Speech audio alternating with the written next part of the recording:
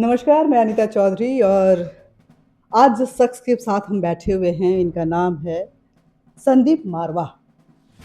बहुत-बहुत नमस्कार। स्वागत है सबसे पहले आपका। हालाँकि ये किसी परिचय के मोहताज नहीं है, लेकिन जब बात संदीप मारवा की आती है, तो आपको फ़िल्मों से जुड़े और मास कम्युनिकेशन से जुड़े सिर्फ़ इंस्टीट्यूट ही नहीं याद आते हैं, बल्कि एक ऐसा पिलर याद आता है, जो समाज में एक पॉज़िटिव संदेश देने के लिए न जाने कितने डॉक्यूमेंट्रीज़, कितनी फ़िल्में, कितने वर्कशॉप्स इनको हेल्ड करते हैं। इससे शायद इनका पर्सनल फ़ायदा तो नहीं होता होगा या कितना होता होगा मुझे नहीं पता है। लेकिन जो सोसाइटी है उसको बहुत फ़ायदा होता है इससे। जब बात मारवा स्टूडियो की आती है तो जो तस्वीरें खींच कर आती हैं वो बहुत साफ़-सुथरी होती हैं कि यहाँ के स्टूडेंट जो होंगे वो उनके माइंड से बहुत क्लियर होंगे। यहाँ की चीज़ें जो होंगी उसमें कुछ ऐसा डर्ट्स नहीं होगा जो सोसाइटी मानती है। हालाँकि आज डर्ट्स के डेफ़िनेशन बहुत चेंज हो गए हैं, लेकिन फिर भी। लेकिन इस बदलते दौर में अगर हम देखें तो एक दौर था जब लोग सोचते नहीं थे कि फ़िल्मों को देखने के लिए क्या सोचना चाहिए, हाँ?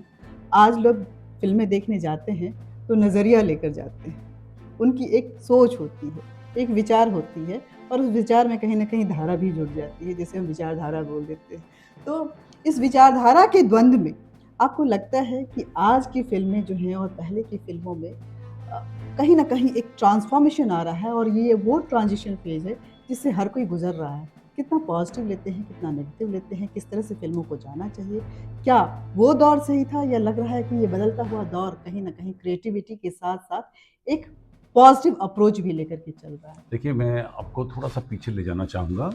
अ, एक समय ऐसा था जहाँ फ़िल्में एकमात्र साधन थी आपके मनोरंजन का, जी। कुछ नहीं था और शायद यही वजह थी कि जो भी फ़िल्म बन जाती थी, वो चलती थी हुँ। और थिएटर में लोग पहुँचते थे। हुँ, हुँ। हर हफ़्ते समझिए कि संडे के संडे या जिसके पास जो भी समय वक़्त हफ़्ते में रहा हो, वो फ़िल्में देखने जाता था और उन तमाम फ़िल्मों से जो भी दिखाया जाता था, उससे आनंद लेता था। हुँ, हुँ। वो और बात है कि समय बड़ा ठहरा हुआ था, शर्म, लिहाज़ के पर्दे थे, हुँ, हमारे संस्कारों की पूजा होती थी हुँ, और हमारे ऊपर पश्चिमी सभ्यता का प्रभाव नहीं पड़ा था। हुँ, तो वो फ़िल्मों का दौर था, उन फ़िल्मों को उस ज़माने के लोगों ने पूजा है। हुँ। सोचिए कि जब पर्दे के ऊपर कोई राम का या किसी भगवान का रोल करता था, तो लोग वहीं पर पैसे और फूल चढ़ाने शुरू कर देते जी, थे। जी, जी। तो यहाँ हमारा जो कस्टमर था,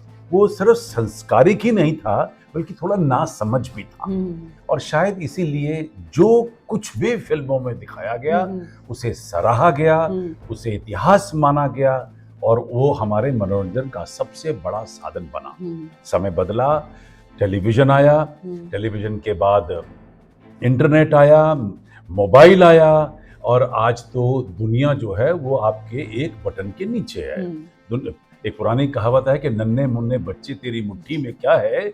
मुट्ठी में है तकदीर हमारी। मैं तो कहता हूँ मुट्ठी में है पूरा संसार, पूरा पूरा मीडिया।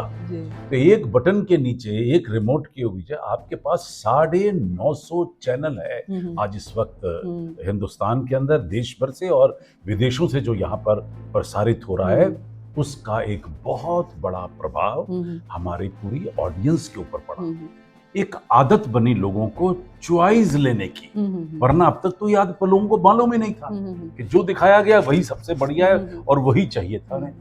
आज टेलीविज़न में जब रिमोट के ज़रिए हुँ, लोगों के दिलों और दिमागों में ये आदत आ गई हुँ, कि मैं ये नहीं देखना चाहता, हुँ, मैं ये देखना चाहता हूँ हुँ, या मैं अभी ये देखना चाहता हूँ और हुँ, थोड़ी देर के बाद वो देखना चाहता हूँ। हुँ, तो यहाँ से एक माइंडसेट चेंज हुआ है। हुँ, लोगों के अंदर ये एक तमन्नाएँ हुँ, पैदा हो गई हैं कि मैं ये वाली फ़िल्म देखना चाहता हूँ और ये वाली फ़िल्म नहीं नहीं देखना देखना। चाहता। ये पूरा आधार है, एक रिसर्च है हमारी, उस रिसर्च के ऊपर मैं ये बेस करके आपको ये सारी बात बता रहा हूँ और इसका इम्पैक्ट जो है वो टेलीविज़न से उठकर, चैनलों से उठकर सिनेमा घरों तक पहुँचा। हुँ, हुँ, अब आज ये है कि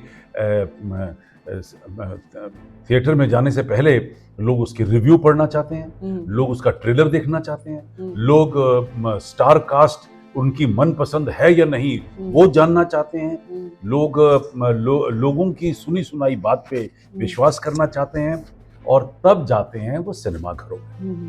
दूसरी तरफ आ जाइए, 25 पैसे की भी टिकट थी, 2 रुपए की थी, 50 रुपए की थी, 100 रुपए की थी, आज 800 रुपए की भी टिकट है। तो लोगों के अंदर ये भी एक बदलाव आया कि जहां एक शानदार एंटरटेनमेंट 3 घंटे का एयर कंडीशन स्टूडियो में 100 रुपए में मिलता था, वहां आज वही एंटरटेनमेंट 300, 400, 500, 600, 800 रुपए और कभी वीकेंड में जाइए तो 1200 रुपए की भी टिकट है। तो कहने का ये मतलब है कि अब यहाँ पर एक सोच फिर पैदा हो गई कि मैं अपने परिवार के साथ 5 आदमी लेके जाने वाला हूँ, क्या मैं आज 5,000 रुपए खर्चूंगा या नहीं खर्चूंगा? क्या ये सिनेमा मेरी फैमिली के लिए वैलिड है कि नहीं, ये हमारे मनोरंजन के लिए उपयुक्त है कि नहीं? ये सारी चीजें पैदा होनी शुरू हो गई और लोगों का थिएटर में जाने का विचार जो है वो सुझाव में और विचारों में डूब गया। यहाँ आके ये बहुत बड़ा चेंज जिसका आपने जो सवाल उठाया है, तो इसके पीछे ये सारा एक बड़ी लंबी स्टोरी है, 20 साल की स्टोरी है, तब जाके ये बदलाव आता है। अब जहाँ तक फिल्मों की बात आती है, इस बात को समझना बहुत ज़रूरी है कि फिल्में पहले कुछ चंद लाखों में बन जाया करती थी, आज उसके लिए करोड़ों रुपए की ज़रूरत है। और जब करोड़ों रुपए की ज़रूरत है, अब मैं ये प्रोडक्शन कंपनी के पॉइंट ऑफ व्यू से, डायरेक्टर के पॉइंट ऑफ व्यू से, प्रोड्यूसर के पॉइंट ऑफ व्यू से बात कर रहा हूँ। अभी तक मैंने कस्टमर के पॉइंट ऑफ व्यू से बात की। जब आप प्रोड्यूसर के पॉइंट ऑफ व्यू से बात करती है और जब उसने 30 करोड़ 40 करोड़ रुपए की सिनेमा बनाया है, तो उसको थिएटर में लोग लेके आने हैं, उस पिक्चर को थिएटर में लोग लेके आने हैं, टिकट खरीदनी है, घर से गाड़ी चलाकर थिएटर तक आना है, 5 आदमी गाड़ी से निकलेंगे, टिकट लेंगे और वहाँ पे कोको कोला और पॉपकॉर्न खाएंगे। उसके लिए भी सोच विचार करके चलना पड़ता है, या रात को उन परिवार को डिनर पे ले जाना पड़ता है। ये सोच बन गई। अब एक सिनेमा जाना जो है वो अपने आप में अब एक इवेंट हो गया है। पहले सोचा नहीं करते थे आदमी, टिकट कटाई चले गए, अब सोचता है ये इवेंट है, उसके लिए खर्चा चाहिए उसे, और थिएटर वाले यानी कि प्रोड्यूसर को इतना मसाला देना पड़ता है कि लोग उस फिल्म को देखने के लिए आए। ये बड़ा कम किस्से होते हैं कि फिल्म बहुत अच्छी है, बहुत साफ है, सिर्फ पेट्रियोटिक है, नेशनलिस्ट फिल्म बन गई है, या किसी एक मुद्दे को लेकर पिक्चर बनी है, तो उसमें लोग जाते हैं। लोगों को एक उसमें क्या है, नया सब्जेक्ट चाहिए। तो आज चॉइस क्योंकि सामने आ गई है, एंटरटेनमेंट के साधन बहुत सारे हो गए हैं, फिल्में भी बन रही हैं, महंगी बन रही हैं, तो उधर से उसकी प्रोड्यूसर की भी सोच बदल रही है, उसे भी कुछ ऐसी हरकतें फिल्म में डालनी है जिसको देखने के लिए आम जनता थिएटर तक पहुंचे। इसके मिलाप में जाकर कहीं तब जाकर सिनेमा चलता है। मतलब कि एक वो ऑप्टिमम पॉइंट जो है वो निकलता है जहां कस्टमर की चाहतें, उसकी टिकट की प्राइस और ये जाने के लिए और सिनेमा में क्या दिखाया जा रहा है, ये सारी चीजें एक तरफ, और दूसरी तरफ प्रोड्यूसर का डर, एक ज्यादा इन्वेस्टमेंट, उसको एक तरफ रखते हुए क्या कहानी बनाई, इन सारों का जोड़ से तब जाके चलता है एक अच्छा सिनेमा। अच्छा, तो प्रोड्यूसर को भी इतनी मेहनत करनी पड़ती है कि भाई अगर हमको अपना दर्शक को, अपने कस्टमर को सिनेमा हॉल तक बुलाना है, तो कम से कम फिल्म में वो चीज़ें दिखानी है जिससे वो एंटरटेन हो। एंटरटेनमेंट की डेफिनेशन भी चेंज हो गई। एंटरटेनमेंट मुझे याद है कि न झटको जुल्फ़ों से पानी, ये मोती टूट जाएंगे, ये गाने आज भी लोकप्रिय हैं। फिर सूफ़ी का वो दौर आया, जब या अली रहम अली ये चला। सही बात है। फिर आज का ये दौर आया है जहाँ पे सिनेमा में संगीत भी है, कहानी भी है, लेकिन उन कहानी के पीछे लोग आज हर वक्त नैरेटिव जरूर ढूंढते हैं। इस फिल्म में ये दिखाया गया है, तो ये संदेश क्या दे रहा है, उसके इनसाइड जाके नजरिया देखने की कोशिश करते हैं। सबके अपने अपने नजरिए हैं। 2 लाइनें याद आ गई कि इतना रहे ख्याल सतानी के साथ साथ कि हम भी बदल रहे हैं जमाने के साथ साथ। सिनेमा बदला इसलिए इंसान नहीं बदला, लोग बदले इसलिए सिनेमा बदला। अच्छा। इस बात को ध्यान रखिए। सिनेमा को बार बार कहा जाता है कि ये हमारी जिंदगी का शीशा है। ये तो आज जो आप जिंदगी व्यतीत कर रहे हैं उसका एक दर्शन है, एक रूप है। तो जहां हमारे ऊपर पश्चिमी सभ्यता का अभाव हुआ, जहां हमारे यहाँ के हिंदुस्तानी लोग एजुकेटेड हुए, लोगों ने विदेश जाना शुरू कर दिया, फॉरेन चैनल्स का टेलीविजन के ऊपर आना शुरू हो गया और इंटरनेट ने तो हदें पार कर दी। जब ये सारी चीजें आपके पास अवेलेबल हो गई तो लोगों की सोच बदली। तो लोगों ने कहा, विजुअल मीडिया को कंपेयर करना शुरू कर दिया कि अब मैं अगर बड़ी स्क्रीन पे जा रहा हूं तो मुझे ऐसा क्या एक्स्ट्रा नजर आ रहा है जो मैंने मोबाइल पे, इंटरनेट पे, टेलीविजन पे नहीं देखा है या ओटीटी पे नहीं देखा है। तो वहां ग्रैंड्योर चाहिए, ग्लैमर चाहिए, एक बड़ी जबरदस्त कहानी चाहिए, एक दर्द चाहिए। तो वो सारी चीजें जो हैं, जब तक आपको लुभाएंगी नहीं तब तक पिक्चर चलेगी कैसे। तो डायरेक्टर को बैठकर सिनेमा को बहुत ऊंचा उठाना पड़ता है, प्रोड्यूसर को बहुत पैसा लगाना पड़ता है, एक्टर को अपने तो तन मन धन मर्यादा के साथ काम करना पड़ता है, तब जाकर फिल्मों में इतनी जान आती है। और एक फिल्म बनती है, तकरीबन 4000 आदमी उसमें इन्वॉल्व होता है। मैं तो कहूँगा 4000 फैमिलीज इन्वॉल्व होती हैं। एक पिक्चर चलती है तो 4000 फैमिली की दिवाली होती है। एक पिक्चर फेल हो जाती है तो 4000 घरों में मातम छा जाता है। ये लोगों को समझना है। तो फिल्मों को अपनी तरफ से कोई कमजोर या बेकार फिल्म नहीं बनाना चाहता। अपनी तरफ से कौन बिजनेस शुरू करेगा कि मैं बिजनेस शुरू करता हूं, मेरे बिजनेस में लॉस हो जाए, ऐसा तो कोई नहीं चाहेगा। हर आदमी अच्छा काम करना चाहता है, पैसा कमाना चाहता है, नाम कमाना चाहता है। कुछ हालात बदल जाते हैं, कुछ सोच बदल जाती है, कुछ लोगों की पसंद बदल जाती है, तो शायद इसी तरीके से फिल्मों का भी असर होता है और एक अच्छी फिल्म भी फेल हो जाती है। आप एक बहुत बड़ी खूबसूरत फिल्म बना के लाते हैं, चाहे वो लव स्टोरी हो, पेट्रियोटिक हो, नेशनलिस्ट हो, वॉर पे हो, फिक्शन हो, तो लेकिन पिक्चर नहीं चल पाती। सडनली ऐसा लगता है कि जैसे ये सब्जेक्ट जो है वो आम जनता तक नहीं पहुंच पा रहा, यानी कि जो प्रोड्यूसर और डायरेक्टर है वो अपनी बात को कम्युनिकेट नहीं कर पाया, कनेक्ट नहीं कर पाया, कम्युनिकेट नहीं कर पाया, वो दिलों को नहीं छू पाई। बहुत खुल के अगर बात करें, आज के दौर की बात करें, तो हमारा समाज भी दो धड़ों में बटा हुआ है, हम देख रहे हैं। एक ऐसी भी बात सामने आई कि फिल्मों में कुछ मिड का पीरियड रहा ऐसा कि जब फिल्मों को ये दिखाया गया कि पंडित जो हैं वो बुरे होते हैं, जो अमीर होते हैं बहुत सताते हैं, और जो अमीर होते हैं वो हमेशा एक अपर क्लास के लोग होते हैं। एक लड़की जो है वो धर्मांतरण करती है तो बहुत खुश होती है, मुस्लिम घरों में जाती है, और हिंदू लड़की होती है। तो एक बात खुल के आई कि ऐसी फिल्में बनाने को लेकर के कहीं ना कहीं उसका असर समाज में भी पड़ा, और ये जो कन्वर्जन का जो एक एजेंडा चला वो उसके पीछे कहीं फिल्में रही। नहीं, आपको ऐसा लगा? नहीं, फिल्मों को दोष नहीं दे सकते। फिल्में तो पूरे भारत को बांधने में, एकता और अखंडता लाने में सबसे बड़ा साधन है। साउथ इंडिया में लोगों को हिंदी नहीं आती थी, सिनेमा देख के उन्होंने हिंदी सीखी है।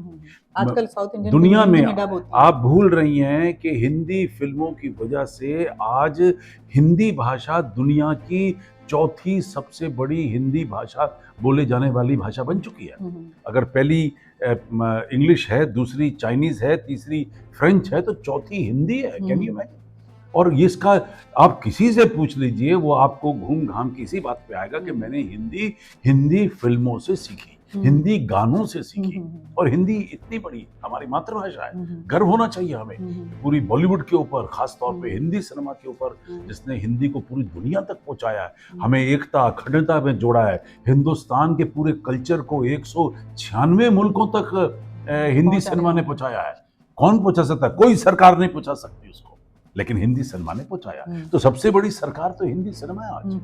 तो ये कहना गलत है, क्योंकि हजारों फिल्में बनती हैं। लेकिन हिंदी की अगर सिर्फ बात करूं तो 2000 फिल्में साल में बनती हैं, मान लीजिए पूरे देश में। उसमें सबसे ज्यादा फिल्में हिंदी में बनती हैं। और किसी भी भाषा की बात करूं मैं, कहानियां लिखी जाती हैं, कहानियां लिखी जाती हैं, एक अननोन राइटर भी कई बार कहानी लिखता है और उसे वो पसंद आ जाती है और उस पर सिनेमा बन जाता है। नॉन राइटर तो उसमें मसाला डाल के लिखता है क्योंकि उसको कहानी बेचनी है और कहानी बिकनी चाहिए और लोगों तक पहुंचनी चाहिए। तो ये जो समाज की हरकतें होती हैं, इनमें से किस्से वाकयात उठाए जाते हैं और कहानी का रूप दिया जाता है। ये कोइंसिडेंस हो सकता है, बल्कि मैंने भी जो आप बात कह रही हो, मैंने व्हाट्सएप पे एक किसी ने तो क्या किया कि पिछले 100 साल के सिनेमा में से 15 फिल्मों में से ऐसे सारे शॉट्स निकाल कर एक साथ कर दिए जहां पर पंडित बुरा है या मौलवी बहुत अच्छा है या हिंदू ने धोखा दिया है, मुसलमान जो है वो आपकी सेवा कर रहा है। जो ऐसे फिल्मों ने तो हिंदू मुस्लिम को जोड़ा है, पूरे देश को जोड़ा है, सारी जाति को जोड़ा है, भाषाओं को जोड़ा है, सारे स्टेट्स को जोड़ा है। ये तो मतलब अगर आज की डेट में भारत रत्न देना हो तो हिंदी सिनेमा को देना चाहिए, जिसने देश को और दुनिया को जोड़ा है। अब 100 साल के इतिहास में सिनेमा के और कई लाख फिल्मों के बीच में कुछ फिल्में ऐसी हो सकती हैं जो कोइंसिडेंस का आधार होंगी कि it's just a matter of chance कि उन कहानियों के अंदर ऐसा रूप दिया हुआ है। और अगर थोड़ा सा पीछे चले जाएं तो ये तो कई बार ये समाज में मोहब्बत लाने के लिए कि एक हिंदू फंसा है, कुएं में गिर गया, लेकिन एक मुसलमान ने उसे कुएं से बाहर निकाला है, तो ये समाज को एक मैसेज भी तो जा रहा है कि हम आज भी एक हैं, एक मुल्क में रहते हैं, एक साथ रहते हैं, एक दूसरे के पड़ोसी हैं। मुझे नहीं लगता कि किसी भी हिंदू को किसी से वैर है या किसी मुसलमान को किसी से वैर है। चंद लोगों की सोच को मैं अपने देश का ये सोच नहीं बना सकता। अच्छा, फिल्मों की शिफ्टिंग भी हो रही है। पहले बॉलीवुड ही गढ़ माना जाता था सिनेमा का, लेकिन आजकल हम देखते हैं कि जो रीजनल फिल्में हैं वो भी बहुत कमाल का काम कर रही हैं। हाँ, जैसे कांतारा जैसी फिल्में जो हैं वो ऑस्कर में जाती हैं। सोच बदली है। हाँ। सोच बदली है। और ये मत भूलिए कि हमारा देश पहले से बहुत ऊपर उठ चुका है। मीडिया और एंटरटेनमेंट इंडस्ट्री जो है वो भारत की 6वीं सबसे बड़ी इंडस्ट्री है। हम लोग 4 लाख करोड़ रुपए की टर्नओवर पर पहुंचने वाले हैं। 1 करोड़ आदमी काम करता है इस इंडस्ट्री के अंदर, मीडिया और एंटरटेनमेंट इंडस्ट्री के अंदर। तो पूरी इंडस्ट्री ग्रो कर रही है। आज 12% के रेट से ग्रो कर रही है। भारत 7% कर रहा है। मीडिया और एंटरटेनमेंट इंडस्ट्री 12% से ग्रो कर रही है। पूरी जीडीपी के अंदर हम लोग जो है पूरा कॉपरेट करने की कोशिश कर रहे हैं, ऊपर उठाने की कोशिश कर रहे हैं। इस सारे दौर के अंदर मुझे लगता है कि ये ऐसा कुछ नहीं है। एक आखिरी सवाल, और जो ये रीजनल सिनेमा है वो सवाल निकल गया था दिमाग से, वो रीजनल सिनेमा जो है वो भी ग्रो कर रहा है। ये मेरा कहने का मतलब है, वो भी ग्रो कर रहा है और लोगों को मौका मिल रहा है आगे आने का। और AFT जैसे जो संस्थान है जहाँ पर हर किस्म के बच्चे को पढ़ाया जा रहा है, लिखाया जा रहा है, हर प्रदेश का बच्चा पढ़ रहा है, आगे बढ़ रहा है। यहीं से अब हर प्रदेश में फिल्म इंडस्ट्री डेवलप हो रही है। तो जब वहाँ इंडस्ट्री डेवलप होगी, पढ़े लिखे बच्चे वहाँ पहुँचेंगे, तो वहाँ फिल्में भी बनेंगी, और जब फिल्में बनेंगी तो आप तक पहुँचेंगी। एक आखिरी सवाल, कुछ मुद्दे होते थे जो देश में लोग जिक्र ही नहीं करना चाहते थे, उस पर चर्चा करना मतलब आपने गुनाह कर दिया, लेकिन आज बड़ा बोल्डली उस पर सिनेमा भी बन रहा है। मैं वीर सावरकर की बात कर रही हूँ। हाँ, तो कोई सिनेमा कोई हो, कश्मीर फाइल जैसी खूबसूरत फिल्म बनी, मतलब इतिहास को निखार के सामने लाया गया, उसमें कोई गलत नहीं है। क्योंकि देखिए एक प्रोसेस है, जो पहले रिसर्च की जाती है। जो सिनेमा ऐतिहासिक टाइप होते हैं या जिनके अंदर न्यूज़ और करंट अफेयर जैसी सब्जेक्ट को लाया जाता है, उस पर वो फिक्शन नहीं रह जाता, सिर्फ वो एक ड्रामा नहीं रह जाता। उसके अंदर क्योंकि आम जनता तक पहुंचना है, और एक सिनेमा क्योंकि सारे मीडियम्स का सबसे बड़ा भाई माना जाता है, उसका इम्पैक्ट जो है वो सबसे ज़्यादा होता है समाज के ऊपर, सोच के ऊपर, और वो परसेप्शन डेवलप करता है। तो सिनेमा में भी बहुत सारी रिसर्च होती है। रिसर्च सब्जेक्ट एक बहुत बड़ा सब्जेक्ट है सिनेमा का, और उसके बाद तहकीकात की जाती है, हादसे, वाक़यात, किस्सों को पढ़ा जाता है, लिखा जाता है, रीराइट किया जाता है। वो और बात है कि उसके अंदर थोड़ा ड्रामा ऐड किया जाता है ताकि वो आम जनता तक पहुंच सके, और फिर सिनेमा बनता है। तो ऐसी जो फ़िल्में बनी हैं, वो सच्चाई को लेके बनी हैं और उन सिनेमा ने बहुत अच्छा काम किया है, बिज़नेस किया है और ऐसी बिना नाम लिए आप सब जानते हैं कि ऐसी फ़िल्में हैं, कामयाब हुई हैं और लोगों ने सराहा है और लोगों को इतिहास पता चला है। तो बहुत-बहुत शुक्रिया सर। देखिए ट्रांसफ़ॉर्मेशन फ़ेज़ है, लेकिन सिनेमा ग्रो कर रहा है, वो भी 1% 2% से नहीं, बल्कि 12% से ये इंडस्ट्री जो है ग्रो कर रही है और जीडीपी में अपना बहुत बड़ा योगदान दे रही है। सिनेमा जोड़ने का काम करती है। सिनेमा अगर सेंट्रिक होती है तो हिंदी कहलाती है, लेकिन जब डिसेंट्रलाइजेशन ऑफ द मूवी होता है, डिसेंट्रलाइजेशन ऑफ द एंटरटेनमेंट होता है, तो कहीं न कहीं वो कांतारा भी बनता है और न जाने कितनी ऐसी फ़िल्में बनती हैं, जो हम रीजनल सिनेमा के रूप में देखते हैं। बहुत छोटे बजट की फ़िल्में भी आज बहुत ग्रो कर रही हैं और इन सब को के पीछे क्या मकसद है, क्या जनता की सोच है और प्रोड्यूसर बेचारा, डायरेक्टर बेचारा कितनी मेहनत से उसको लेकर आता है कि कम से कम उसका व्यूअर जो है वो सिनेमा हॉल तक पहुँचे। इन सारी बातों पे आपने खुलकर चर्चा की सर। बहुत-बहुत शुक्रिया आपका। थैंक यू वेरी धन्यवाद। मच जी।